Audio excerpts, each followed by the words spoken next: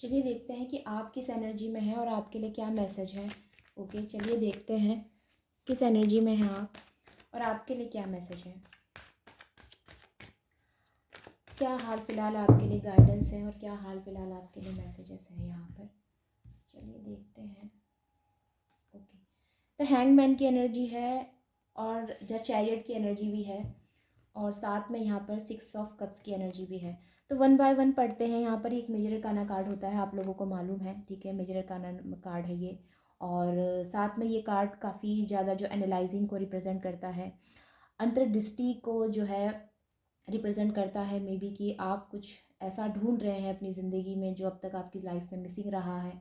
हालांकि ये हैंगमैन की एनर्जी काफ़ी कुछ बताती है, लेकिन आज ये सबसे पहले रीडिंग में निकल कर आया है। तो कहीं ना कहीं चीज़ें जो हैं वो आप दोबारा से एनालाइज कर रहे हैं, सही हुआ गलत हुआ या फिर क्या होना चाहिए था क्या नहीं होना चाहिए था, हर चीज़ को दोबारा सोच रहे हैं। समर्पण की एनर्जी है, चीज़ों को नए से जो है आपके जो आपका देखने या आपको किस नज़रिया आपका चेंज हो रहा है, ऐसी चीज़ें हो सकती हैं। पॉइंट ऑफ व्यू आप चेंज कर रहे हैं, ऐसी चीज़ें हो सकती हैं।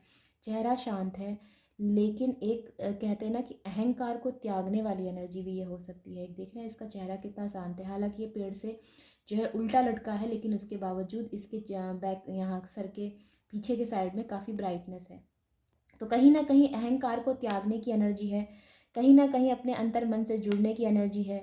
देवीय शक्ति पर ज़्यादा भरोसा होगा, उस चीज़ की भी एनर्जी होती है, ठीक है। तो पुराने पैटर्न को छोड़कर नए पैटर्न की तरफ आप बढ़ रहे हैं, ये चीज़ें भी हो सकती हैं। और साथ में ये कार्ड इंडिकेशन देता है इंट्यूटिवली काफ़ी एनर्जी हाई हो रही है आपकी धीरे धीरे। तो यस, ऐसी एनर्जी ये बताता है। वहीं पर द चैरियट की एनर्जी एक ऐसी एनर्जी होती है, ये रथ कहते हैं इसको, चैरियट मतलब रथ, ठीक है।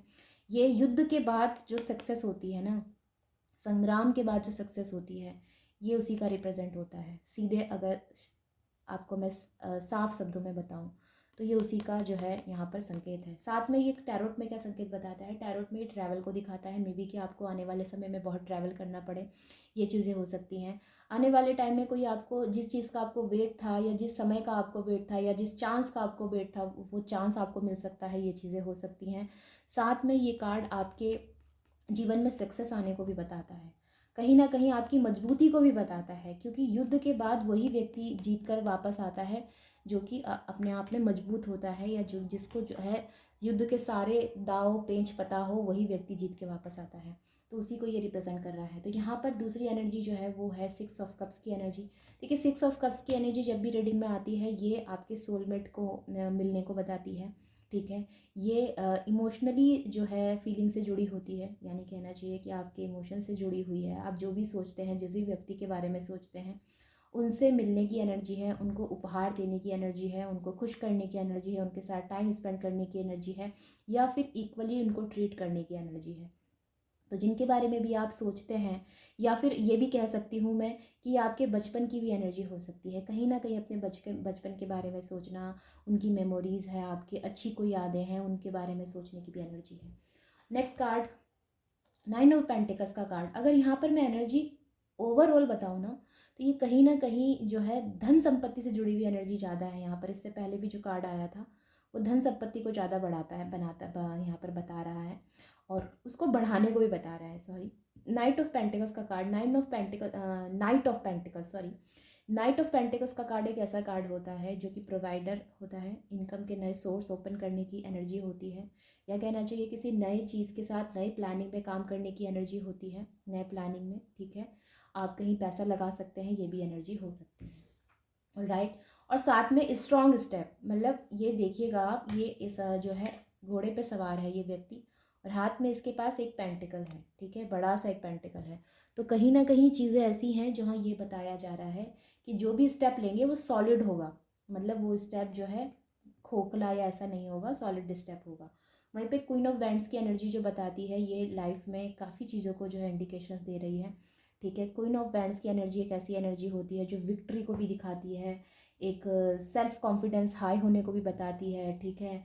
और अपने आप को जो है स्ट्रॉन्गली तरीके से जो व्यक्ति दूसरों के सामने रख सकता है, उसकी एनर्जी को बताती है। और साथ में अपनी ग्रोथ पर ध्यान, अपनी अपनी ग्रोथ पर ध्यान, अपने आप पर ध्यान, उसकी एनर्जी है। और अपनी सक्सेस पर ध्यान, अपनी खुशहाली पर, अपनी रिस्पॉन्सिबिलिटी पर ध्यान, उसकी एनर्जी है। जिस तरह से सन की एनर्जी होती है ना, सनफ्लावर की, खूबसूरत भी होता है और कई चीज़ों में यूज़ भी होता है। तो कुल मिलाकर कोई वेस्ट नहीं, मतलब टाइम वेस्टिंग की यहाँ पर कोई भी एनर्जी नहीं है।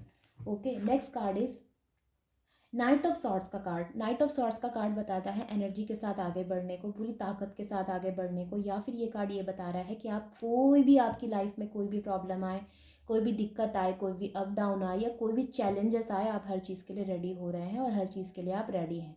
तो कुल मिलाकर यहाँ पर जो जितनी भी एनर्जी मैं एक के बाद एक ले रही हूँ, सारी ही एनर्जीज़ जो है यहाँ पर अच्छी है। ओके, कोई भी कार्ड यहाँ पर ऐसा नहीं निकला है जो मुझे ये बताए कि आपकी एनर्जी कहीं से भी डाउन है।